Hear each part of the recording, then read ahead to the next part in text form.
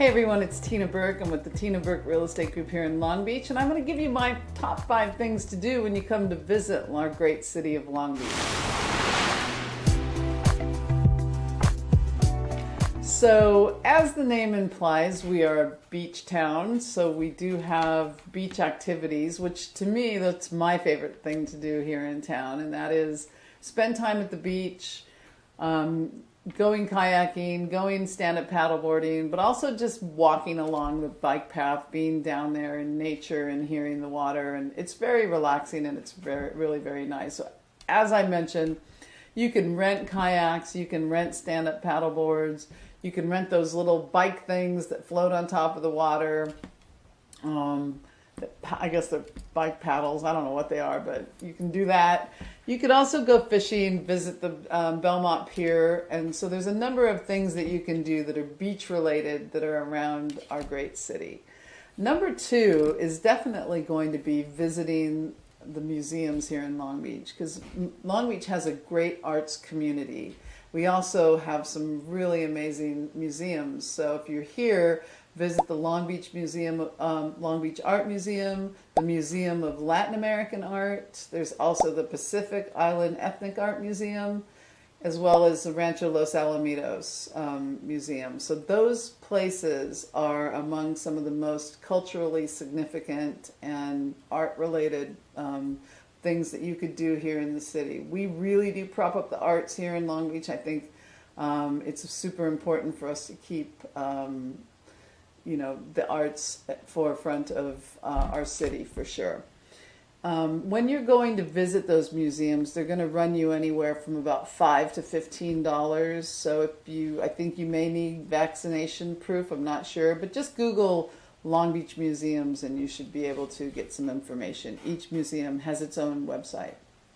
Number 3 is definitely going to be Rosies Dog Beach. So I have a dog named Rosie who I love. The dog that Rosies Dog Beach was named after was a little bulldog, and her owner wanted to make sure that the residents of Long Beach and the people who visited Long Beach had a place to take their 4-legged friend where they could run around in the water, dig, play with other dogs, do whatever dogs do.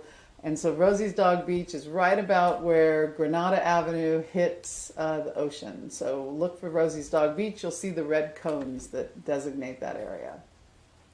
Number 4 is definitely going to be checking out Naples Island, because Naples Island is it's a neighborhood, southeast neighborhood of Long Beach, but it's also, you'll see the waterways, you'll see typical canals like you might see in Italy, Naples, Italy. So go, if you get a chance, you can kayak through there, you can stand up paddleboard through there, but you definitely, there's also a gondola, I think it's called the Gondola Getaway. So if you want to Google that, they have tours that you can pay to have somebody take you on a gondola through the Naples canals. And one of my last, number 5, one of my favorite things to do would be to go out in the middle of the ocean. So if you go from Long Beach on the Catalina Express over to Catalina Island, between here and there it's about 22 miles, but once you get over there, being out in the middle of the ocean is fantastic. You see so many sea lions and dolphins or whatever is out there for you to look at, but it's massive and expansive, and it really does give you a sense of being like in the ocean, middle of the ocean. So check out Catalina Island.